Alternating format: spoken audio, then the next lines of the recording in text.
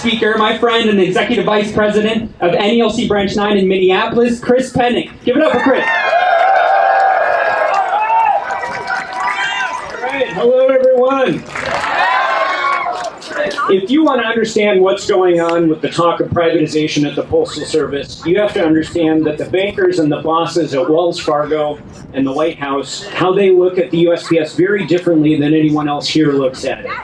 When we look at the Postal Service, we see our friendly neighborhood letter carrier.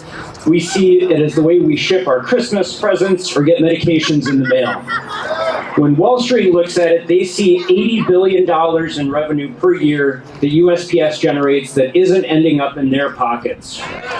They see 600,000 union jobs that would be barriers to their profitability.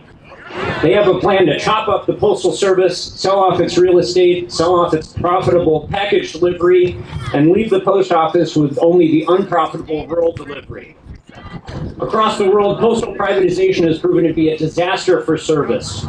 Prices increase, workers are laid off, post offices are closed, delivery days are reduced, and mail is delayed.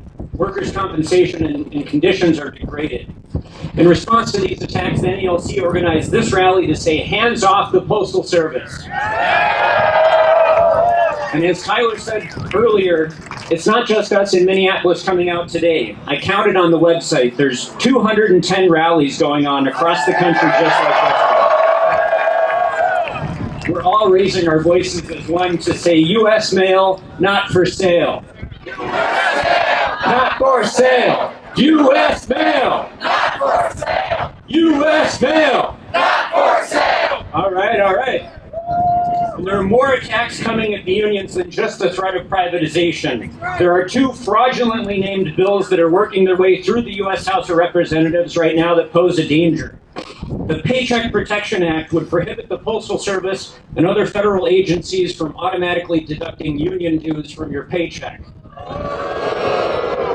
And then there's the Protecting Taxpayers' Wallet Act. This bill would charge federal unions for our use of grievance time.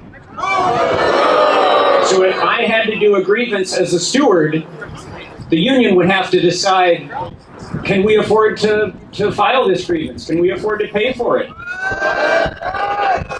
That would devastate workers and our ability to have a contract. I think the workers need our own political party. A workers' party to organize the fight back against attacks like this. A workers' party could also help to organize support for union contract campaigns, such as the one NELC is going through right now. The letter carrier contract has been expired for 2 years.